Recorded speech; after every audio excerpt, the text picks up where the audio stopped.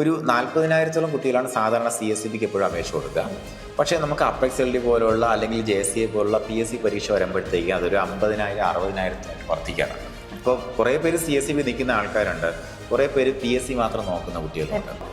പരസ്പരം എല്ലാം ബന്ധപ്പെട്ട് കിടക്കുകയാണ് എന്നുണ്ടെങ്കിൽ, അല്ലെങ്കിൽ നമ്മൾ അപ്പെക്സിന് വേണ്ടി പ്രിപ്പയർ ചെയ്യണമെന്നുണ്ടെങ്കിൽ ഇൻഡയറക്റ്റ്ലി CSEBക്ക് നമ്മൾ പ്രിപ്പയർ ആകാൻ പറ്റും എന്നുള്ളതാണ്.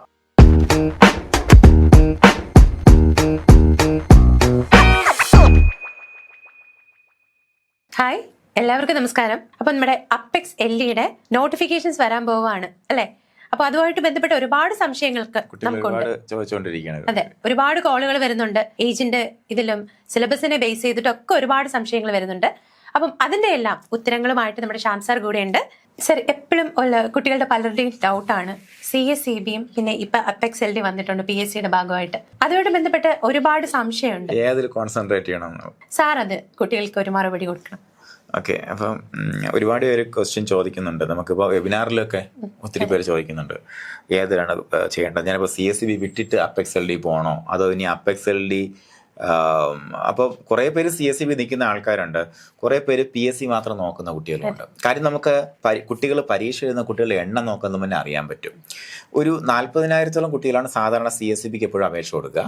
പക്ഷേ നമുക്ക് അപ്പെക്സ് LD പോലുള്ള അല്ലെങ്കിൽ JCA പോലുള്ള PSC പരീക്ഷ വരുമ്പോഴത്തേക്ക് അതൊരു 50,000 60,000 വർദ്ധിക്കാറുണ്ട്.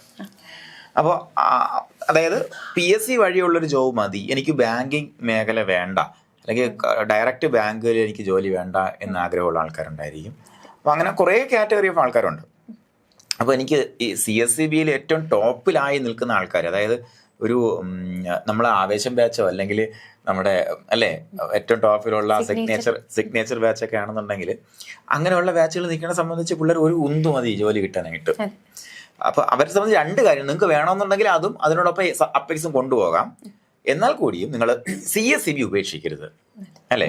CSEB ഉപേക്ഷിച്ച് കഴിഞ്ഞാൽ നമുക്ക് എന്ത് ചെയ്യാൻ പറ്റില്ല, നിങ്ങൾ ആ ഇത്രയും നാൾ നേടിയ ഒരു സംഗതി നഷ്ടപ്പെട്ടു പോകാനുള്ളൊരു സാധ്യതയുണ്ടെന്നുള്ളതാണ്. അപ്പോൾ ഇനി തുടങ്ങുന്ന ആൾക്കാരെ സംബന്ധിച്ചിടത്തോളം എൻ്റെ അഭിപ്രായം എന്ന് പറയുമ്പോഴത്തേക്കും നിങ്ങൾക്ക് CSEB എന്ന് പറയുമ്പോഴത്തേക്കും നമുക്ക് എപ്പോഴും നമ്മൾ പണ്ടും പറയുന്നത് നമ്മുടെ കൂട്ടിലെ കോഴിയാണെന്ന് പറയും. കാരണം നമുക്ക് എപ്പോഴും വിളിക്കാം, ഒരു വിരുന്നാരം വരുമ്പോഴത്തേക്ക് എപ്പോഴും പോയി പിടിച്ച് നമുക്ക് കറി വയ്ക്കാം, പിന്നെ എഴുതാം, പിന്നെ ഇഷ്ടംപോലെ പരീക്ഷയാണ്. അപ്പോൾ നിങ്ങൾ PSC വഴി ഒരു കൃത്യമായിട്ടൊരു ശ്രമം നടത്തുകയാണെന്നുണ്ടെങ്കിൽ ഉറപ്പായിട്ടും PSC വഴി ശ്രമം നടത്തുക. കാരണം ഈ അപ്പെക്സ് LD ഇനി 5 വർഷം കഴിഞ്ഞിട്ട് മാത്രമേ നമുക്ക് ഉണ്ടാവുള്ളൂ എന്നുള്ളതാണ് അതിൻ്റെ പ്രത്യേകത. അതുകൊണ്ട് ഈ പരീക്ഷ കഴിഞ്ഞാൽ നമുക്ക് CSEB വേണ്ടി കുറേ പ്രിപ്പയർ ആവും, നമ്മൾ അടുത്ത CSEBയിൽ നമുക്ക് അപ്പിയർ ചെയ്യാൻ പറ്റും. അപ്പോൾ അത് നിങ്ങൾ കമ്പയർ ചെയ്ത് നിങ്ങളുടെ അവസ്ഥ എന്താണെന്നുള്ള മനസ്സിലാക്കിയിട്ട് ഒരു ഒറ്റക്കൊരു ഡിസിഷൻ എടുക്കുക എല്ലാവരും. സാർ ഇപ്പോൾ പറഞ്ഞു ഇതിനോട് പഠിക്കുന്നതോടൊപ്പം നമുക്ക് CSEB തയ്യാറായി വരും എന്ന് പറഞ്ഞു. പക്ഷെ ഈ സിലബസിൽ വരുമ്പോൾ നമ്മൾ CSEB സിലബസ് എടുക്കുന്ന ചെറിയ വ്യത്യാസങ്ങൾ പലതിലും രണ്ടിലും തമ്മിലുണ്ട്. അതിനെക്കുറിച്ച് സാറിന് എന്താണ് പറയുന്നത്? വലിയ വ്യത്യാസങ്ങളാണെന്ന് പറയാൻ വേണമെങ്കിൽ നമുക്ക് സാധാരണ PSC പരീക്ഷകളുമായിട്ട്.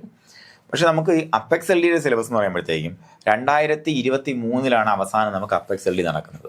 അപ്പോൾ 23 വന്ന സിലബസാണ് നമ്മൾ ഫോളോ ചെയ്യാൻ പോകുന്നത്. നമുക്ക് അത് മാത്രമേ ഫോളോ ചെയ്യാൻ നിർവാഹമുള്ളൂ. കാരണം മുൻകൂട്ടിയായിട്ട് അപ്പെക്സിൻ്റെ സിലബസ് വ്യത്യസ്തമായി കിടക്കുന്നതുകൊണ്ട് അത് നോക്കാൻ നിവൃത്തിയില്ല. അപ്പോൾ അവിടെ നമ്മുടെ നോർമലി വരുന്ന PSC സിലബസുമായിട്ട് വലിയ വ്യത്യാസമുണ്ട്. എന്താണെന്ന് വെച്ച് കഴിഞ്ഞാൽ അവിടെ ഇംഗ്ലീഷ് ആഡായി വരുന്നുണ്ട്, GK ആഡായി വരുന്നുണ്ട്.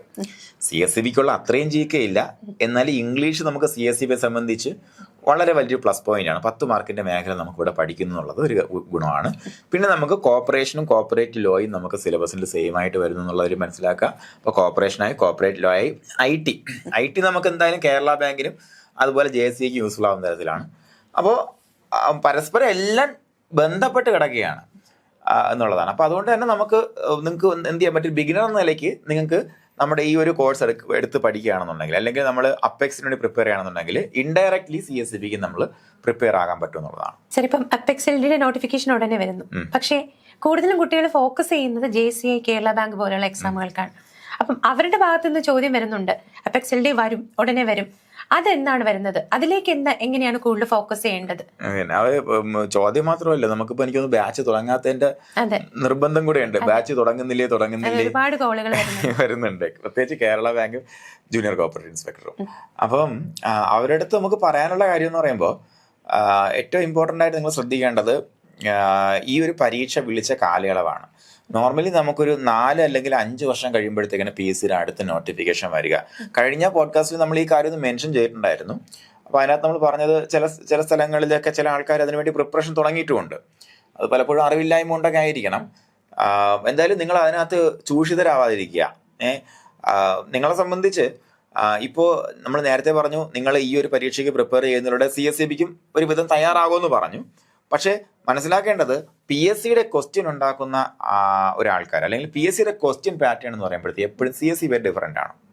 മാത്രമല്ല സ്റ്റഡി മെറ്റീരിയൽ എപ്പോഴും ഡിഫറൻ്റ് ആണ്. കാര്യം നമ്മൾ PSC എന്ന് പറയുമ്പോഴത്തേക്ക് എപ്പോഴും യൂണിവേഴ്സിറ്റി സാറന്മാരെ ക്വസ്റ്റ്യൻ ഉണ്ടാക്കുക. അപ്പോൾ യൂണിവേഴ്സിറ്റി സാറന്മാരെ ക്വസ്റ്റ്യൻ ഉണ്ടാക്കുമ്പോൾ എന്ത് വെച്ചിട്ട് ഇങ്ങോട്ട് ക്വസ്റ്റ്യൻ ഉണ്ടാക്കുക? നമ്മുടെ യൂണിവേഴ്സിറ്റി ടെക്സ്റ്റ് ബുക്ക് വെച്ച് കഴിഞ്ഞ കേരള ബാങ്കിൻ്റെ ഒക്കെ മറ്റേ ക്വസ്റ്റ്യൻ പേപ്പർ എടുത്ത് നോക്കിയാൽ യൂണിവേഴ്സിറ്റിയിലെ സെന്റൻസ് അതേപോലെ കൊടുത്തിട്ടാണ് സ്റ്റേറ്റ്മെന്റ് ചോദിച്ചേക്കുന്നത്. അപ്പോൾ എല്ലാ ക്വസ്റ്റ്യൻസും നമ്മളത് അരച്ച് കലക്കി എടുത്തിട്ടാണ് പറയുന്നത്. ഓരോ ക്വസ്റ്റ്യൻ എവിടെ നിന്ന് വന്ന് കൃത്യമായിട്ട് മനസ്സിലാക്കിയിട്ടാണ് നിങ്ങളുടെ അടുത്ത് പറയുന്നത്. അപ്പോൾ അത് കറക്റ്റായിട്ട് ബുക്കിന്നേ വരത്തുള്ളൂ. അപ്പോൾ ഇവിടെ നിങ്ങൾ ഈ അപ്പെക്സിന് പഠിക്കുന്ന കോർപ്പറേഷൻ ആവട്ടെ, കോർപ്പറേറ്റ് ലോ ആവട്ടെ, നിങ്ങൾക്ക് എന്തായിരിക്കും? യൂണിവേഴ്സിറ്റി ടെക്സ്റ്റ് ബുക്ക് തന്നെയായിരിക്കും അതിൻ്റെ അടിസ്ഥാനം കേട്ടോ. പിന്നെ റഫറൻസ് വരുന്നതും നമുക്ക് ഈ പറഞ്ഞ പോലെ JSE കേരള ബാങ്കിൽ വരുന്ന പോലെയുള്ള ക്വസ്റ്റ്യൻസും ആയിരിക്കും വരുന്നത്. ക്വസ്റ്റ്യൻസ് ആവട്ടെ, റഫറൻസ് ആവട്ടെ, ഇതെല്ലാം ആ മോഡലിലായിരിക്കും വരുന്നത്. അപ്പോൾ എനിക്ക് തോന്നുന്നു ശരിക്കും പറഞ്ഞാൽ 2 പരീക്ഷയ്ക്ക് വേണ്ടിയിട്ടല്ലേ, CSEBക്കും അതുപോലെ അടുത്ത് വരുന്ന JSEക്ക് വേണ്ടിയിട്ടും കൂടെ ഉള്ളൊരു പ്രിപ്പറേഷൻ ആയിട്ട് മാറും, ഒരു പരിധി വരെ മാറും എന്നുള്ളതാണ് പ്രത്യേകത. ഓക്കെ, അപ്പോൾ നിങ്ങൾ ഒന്ന് എവിടെയാണ് ശ്രദ്ധിക്കേണ്ടതെന്ന് നോക്കി നിൽക്കുക. എന്തായാലും JSE കേരള ബാങ്ക് മാത്രം മതി എനിക്ക് എന്ന് പറഞ്ഞ് നിൽക്കുന്ന കുട്ടിക്ക് ഉള്ള മെയിൻ ഓപ്ഷൻ അപ്പെക്സ് തന്നെ ആയിരിക്കും. അപ്പോൾ നിലവിൽ നിങ്ങളുടെ ഒരുപാട് സംശയങ്ങൾക്ക് സാർ ഇപ്പോൾ ഓൾറെഡി ഉത്തരം പറഞ്ഞു. ഇനി നിങ്ങൾക്ക് സംശയം ഉണ്ടെന്നറിയാം. നിങ്ങളുടെ സംശയങ്ങൾ തീർച്ചയായിട്ടും ഇതിൻ്റെ താഴെ കമൻറ്റുകളിലേക്ക് ചോദിക്കാം. അതിൻ്റെ ഉത്തരവുമായി അടുത്ത സെക്ഷനിൽ സാർ വീണ്ടും വരും. അപ്പോൾ താങ്ക് യു.